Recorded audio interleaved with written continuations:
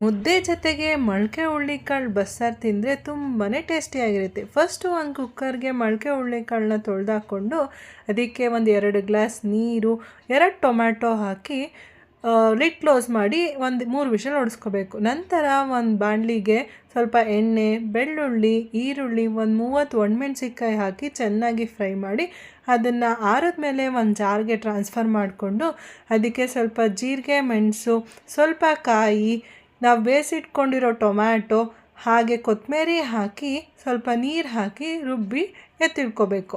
ನಂತರ ನಾವು ಕಾಳು ಹಾಗೂ ನೀರನ್ನ ಸ್ಟ್ರೈನ್ ಮಾಡಿಕೊಂಡು ಆ ಸಪ್ಪೆ ರಸಕ್ಕೆ ನಾವು ರುಬ್ಬಿಟ್ಕೊಂಡಿರೋ ಮಸಾಲೆ ಹಾಕಿ ಚೆನ್ನಾಗಿ ಮಿಕ್ಸ್ ಮಾಡಿ ಸ್ವಲ್ಪ ಕಾಳು ಹಾಗೆ ನೀರನ್ನ ರುಬ್ಕೊಂಡು ಆ ಸಾಂಬಾರೊಳಗೆ ಹಾಕಿ ಚೆನ್ನಾಗಿ ಮಿಕ್ಸ್ ಮಾಡಿ ಅದಕ್ಕೆ ಒಂದು ಸ್ವಲ್ಪ ನೀರು, ಒಂದು ನಿಂಬೆಹಣ್ಣು ಗಾತ್ರದ ಹುಣಸೆಹಣ್ಣಿನ ರಸ, ರುಚಿಗೆ ತಕ್ಕಷ್ಟು ಉಪ್ಪು ಹಾಕಿ ಚೆನ್ನಾಗಿ ಮಿಕ್ಸ್ ಮಾಡಿ ಚೆನ್ನಾಗಿ ಬೇಯಿಸ್ಕೊಂಡ್ರೆ ಮೊಳಕೆ ಹುರುಳಿಕಾಳು ಬಸ್ಸಾರು ತಿನ್ನಲು ಸಿದ್ಧ.